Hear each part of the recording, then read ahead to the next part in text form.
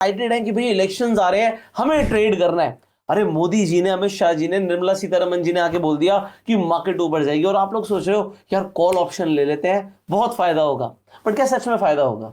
बात यह है कि अगर आपको ऑप्शन बाइंग ही करनी है, मैं स्पेसिफिकली बोल रहा हूं, सिर्फ ऑप्शन बाइंग ही करनी है, तो ये वीडियो आपको एंड तक देखना पड़ेगा कि भैया बाइंग में पैसा भी कम लगे, 3 गुना तक कम लगे, और आपको टाइमिंग भी एक्यूरेट मिल जाए जहां पर आपका मुनाफा हो सकता है। तो आज की वीडियो शुरू करते हैं with one and only mister Riyansh Upadhyay. So Riyansh, आज आपने बहुत सारे डेटा पॉइंट्स निकाले हुए हैं, यू वर डिस्कसिंग समथिंग, कि आप कुछ ऐसा लेकर आए हो जिससे लोगों का एक्चुअल में फायदा हो सकता है। शुरू करते हैं आज की वीडियो के साथ। तो देखो, हम ऑप्शन बाइंग की बात करेंगे, सेलिंग को बिल्कुल साइड कर देंगे, क्योंकि देखो मैं आया हूं तो मतलब सेलिंग का कहीं ना कहीं तो बात हो ही जाएगी, बट आज एक भी बात नहीं करेंगे सेलिंग की, कुछ भी हो जाए, सिर्फ बाइंग की बात करेंगे कि अगर मैं एक बायर होता तो मैं इलेक्शन में कैसे फायदा उठा सकता। देखो, अपॉर्चुनिटी सबके लिए होती है, सेलर के लिए भी, बायर के लिए भी, पर बाइंग का मेन गेम कैसे स्टार्ट होता है? बाइंग के लिए आपको दो चीजों की बहुत जरूरत है। पहला कि आपको मोमेंटम चाहिए, मतलब मूव की तो नीड है ही।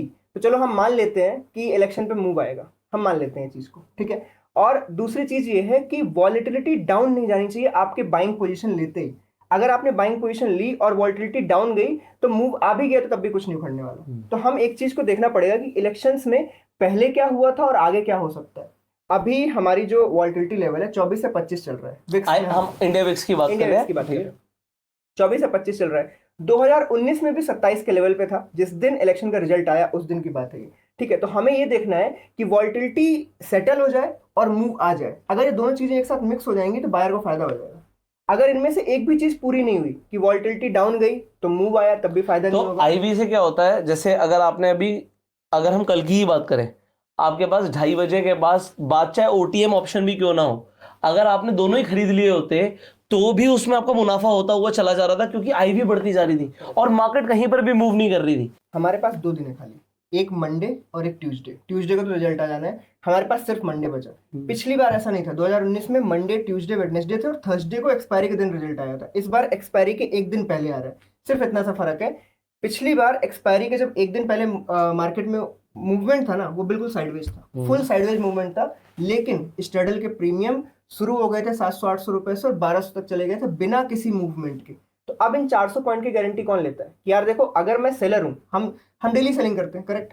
डेली सेलिंग करते हुए हम ये देख रहे हैं कि 2 बजे या 2:30 बजे के आसपास हमारा प्रॉफिट मान लो 8 लाख चल रहा है, 10 लाख चल रहा है, अपने आप 3 लाख पे कैसे आता है हमें भी नहीं पता, और मार्केट मूव भी नहीं होती है। तो अब उसके बाद हम कुछ भी यहाँ पे सोच सकते हैं कि यार आईवी बढ़ गई, ये हो गया, सब कुछ।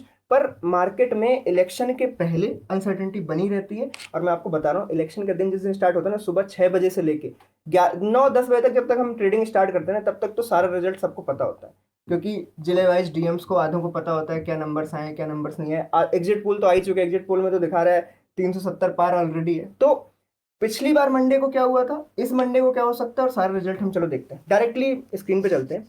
तो मैं पहले आपको सबको विक्स दिखा देता हूँ। विक्स सबसे इंपॉर्टेंट पार्ट है बाइंग के लिए, अगर हमें जीतना है इसमें। जब तक विक्स बढ़ती रहेगी तब तक बायर के फेवर में रहेगी, जैसे ही विक्स घटना शुरू होगी, मतलब जैसी ही अनसर्टेनिटी कम हुई, वैसे ही बायर का नुकसान शुरू। तो ये ध्यान रखना है। ये देखो, ये डेट है, ये वाला, ये जो कैंडल दिख रहा है आपको, ये रेड कलर का कैंडल, ये ओपनिंग कैंडल है 23 तारीख का, ठीक है। पिछली 23 मई ये का इलेक्शन के डे का, राइट, इलेक्शन डे का, जिस दिन रिजल्ट आना था, सुबह 9:15 पे। देखो 9:15 पे रिजल्ट नहीं आया था, ठीक है, फिर भी पहले ही घंटे में 27 पॉइंट से वो यहाँ पे 19 पॉइंट पे खड़ा था। इसका मतलब है कि लगभग 10 पॉइंट, मतलब 33% ड्रॉप आ गया था विक्स के अंदर। 33% ड्रॉप का मतलब आप ये समझ लो, जस्ट रफ लैंग्वेज में, कि 1000 की प्रीमियम 300 हो चुकी थी। ये क्लियर लैंग्वेज में अगर आपको समझना हो तो 1000 रुपए की प्रीमियम 300 अपने आप हो चुके थे, आपको कुछ नहीं करना था। उसके बाद पूरे दिन फिर कुछ नहीं हुआ एक्चुअली, पहले ही घंटे में हो गया और उसके बाद कुछ भी नहीं हुआ। और मार्केट में मूवमेंट में अगर आपको बताऊं तो 2500 पॉइंट का था, गैप अप 500 पॉइंट, 600 पॉइंट का मूव, 1100 पॉइंट अप गई, 1200 पॉइंट डाउन गई और फिर क्लोज हो गई मार्केट। तो अगर पूरे दिन में तो कोई ओवरऑल अगर देखता है पिछले इलेक्शन में क्या हुआ था, तो ओवरऑल गेन और लूजिंग था 0.47%।